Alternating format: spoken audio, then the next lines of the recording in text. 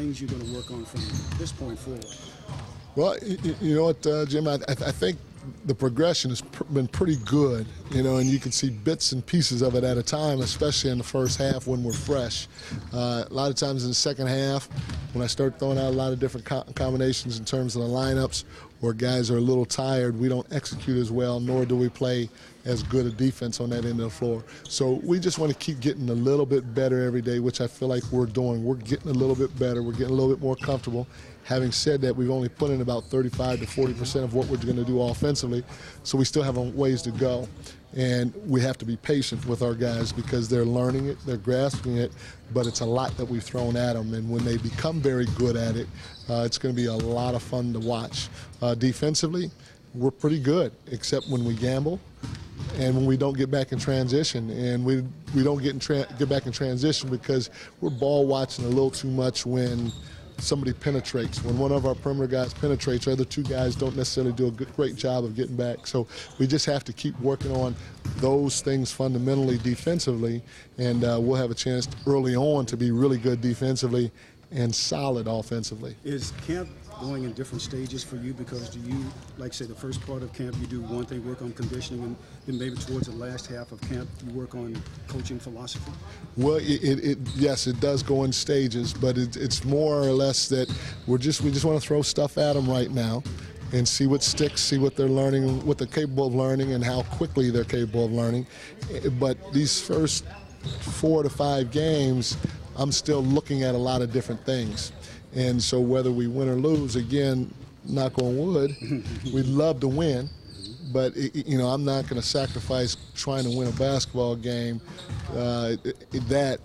as opposed to getting looks at certain people and certain combinations while we're trying to do or accomplish certain things with the whole ball club.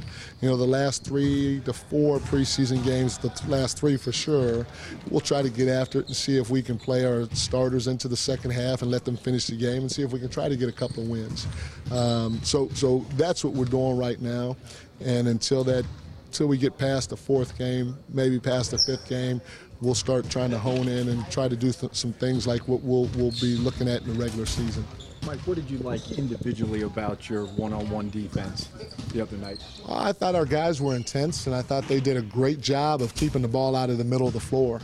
You know, I mean, it's no secret we don't want to give up middle drives, Dave, because when we do, in my opinion, everybody that has the basketball gets in the middle of the floor. They have passing angles and options, and also shooting angles and options. So we want to try to keep the ball on the sideline, and I thought for the most part we kept the ball on the sideline. And when we did keep the ball on the sideline, our team defense was pretty good. So it starts individually, but leads to a team if we do it the right way.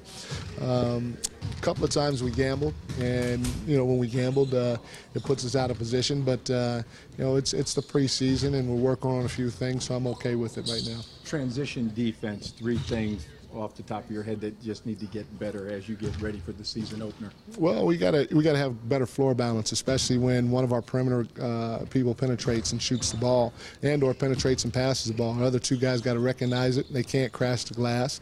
They got to get back, so we at least have 2 guys back, because we're sending our 4s and 5s to the glass most times. And so our floor balance has to be better. I think that's the biggest thing. And, you know, we got in a stretch where we turned the ball over, where our execution got a little sloppy. We turned the ball over, and when we did turn the ball over, we paid for it at the other end of the floor. But I think, you know, there's some things that I'm seeing that are correctable, because I see them being handled the right way a lot, you know. And you're starting to see Dwight become even more of a vocal leader on the floor now in practice, when he starts talking about don't gamble and things of that nature.